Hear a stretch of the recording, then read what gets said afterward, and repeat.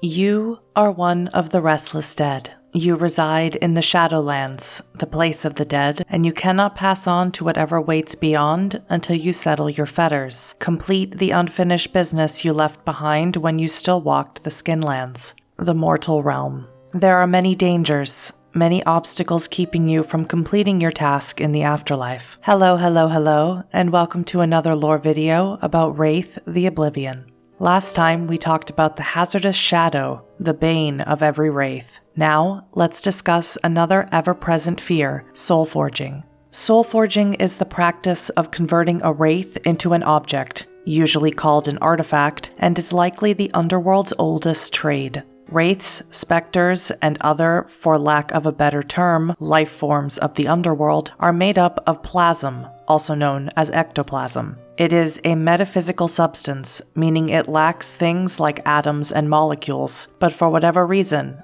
it is the only material workable for soulforging. Soulforging resembles blacksmithing with iron that screams. However, due to the nature of the material, it's as much an exercise in strength of will as in strength of arm. Accordingly, a workshop in the Shadowlands includes tools like punches, drills, files, wire brushes, and grinding stones. A restless dead may think that if they avoid anyone brandishing a hammer or stay away from workshops, they will be safe from this unenviable fate. If only it were that easy.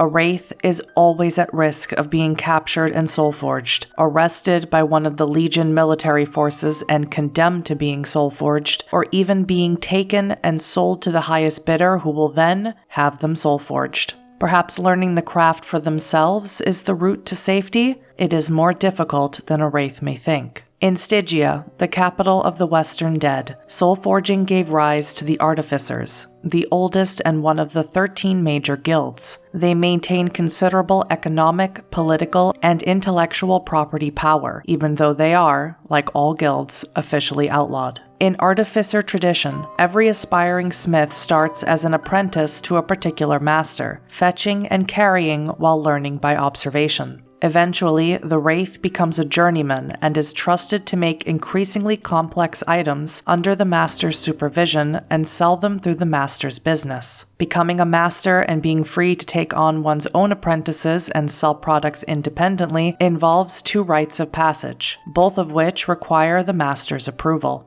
The first is the forging of a masterwork, a unique creation by which a panel of masters judges the smith's skill. The second involves striking a master's medallion, which is a coin forged from a portion of the journeyman's own corpus, by using a process that stands as one of the artificer's few true trade secrets.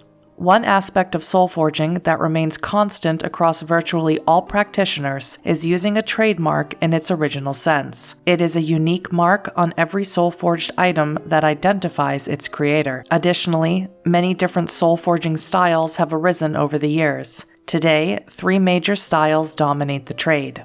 The original Nudric style is the most common among artificers and emphasizes physical strength through beating souls into submission, and it produces items of unsurpassed durability. The Zusha style originated with another guild, the Alchemists, after their split from the Artificers. It requires painstaking attention to detail, but is renowned for its aesthetic qualities and precision. The Rose Island style is a synthesis of various independent schools of thought, and it leverages an understanding of the soul under the hammer to forge objects more resistant to Oblivion's various influences. The craft of soulforging feeds the smith's shadow with the suffering of the souls under the hammer, and those practitioners who have given into their shadow and become specters lose none of their skill, even though their creations bear Oblivion's irrevocable stain. Worse, some spectral smiths practice the Katish style, which maximizes the agony a soul endures during the forging process.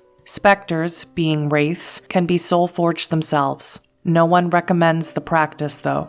A specter in the forge is the most treacherous of materials, and even the best crafted result is threaded with Oblivion. In the next Wraith the Oblivion lore video, we will discuss these Oblivion-riddled creatures called specters in greater detail, and exactly how they threaten a Wraith's afterlife. Remember, Restless Dead, life can get worse after it ends.